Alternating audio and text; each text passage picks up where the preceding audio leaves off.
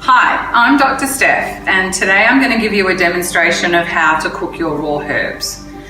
So if you've been to the clinic recently and been given some bags like this, we've probably talked you through the procedure, and we've also given you a page that looks like this, but I'm going to actually demonstrate it for you today because it's a little bit new to you, and once you get practiced at it, you'll find it really easy. So the first thing that we're going to do is we've got our raw herbs, and these are the ones that we're working with today. And we're going to select a stainless steel cooking pot. We can't use aluminium and we can't use non-stick surfaces because both of those will interact with the herbs. So the stainless steel is the best one. And choose a pot that's an appropriate size. So the first thing we're going to do is we're going to put our herbs into the pot.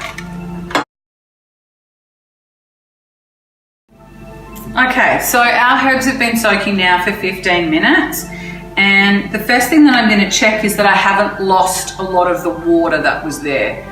If I found that things had swollen a lot and there wasn't a lot of free liquid in there, I might be tempted to add a little bit more water.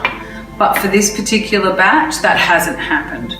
So what I'm going to do is I'm going to place the lid on, and I'm going to turn on the heat, and the heat should go on high, and I'm going to bring these herbs to the boil. So I'm going to do that as fast as I can with the high heat. And once they've come to the boil, then I'm going to lower the temperature and just leave it on a simmer.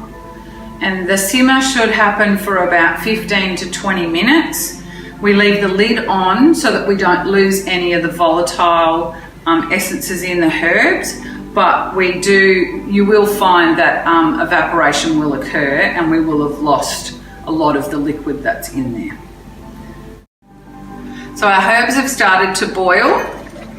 They're boiling quite strongly at the moment. So I'm going to turn that heat right down. And now I leave the lid on, and we're going to continue boiling for around about 15 to 20 minutes. I'm going to come back in maybe 10 minutes and check the pot, because obviously I don't want it to boil dry.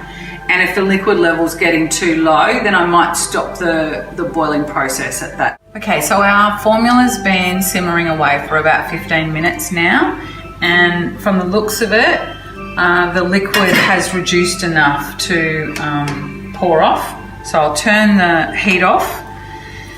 Now I'm going to use this teapot. You could use a bottle or a jug. Just make sure that it's not plastic or we're going to melt from the really hot liquid that's going to come out, and make sure that it's got a lid and some sort of device that's going to give you additional filtering, because you don't really want to have bits in the formula. So the other thing you've got to be careful of is that you don't get steam on you, because there's going to be a lot of steam coming out here. So I'm just going to... Yep. Ready? Okay, so our second cook has actually been processing now for about 15-16 minutes, and it's pretty much to the point where we can turn it off, and we can add this liquid now to the first liquid that we produced.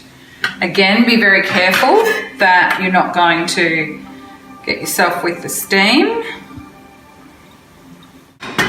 All right, so these herbs now are finished with, and they can be popped in the compost. And we've now got our medicine that's actually finished. Now, this is always best to drink warm, but it doesn't have to be too hot. So I always, I suppose, drink my first cupful when I've just finished making it, and then I store this in the fridge overnight, and I make sure that I'm drinking about a quarter each time. And because we give you bags that last for 2 days, you need to drink this morning and night across 2 days. So it's got 4 serves. So all you need to do then is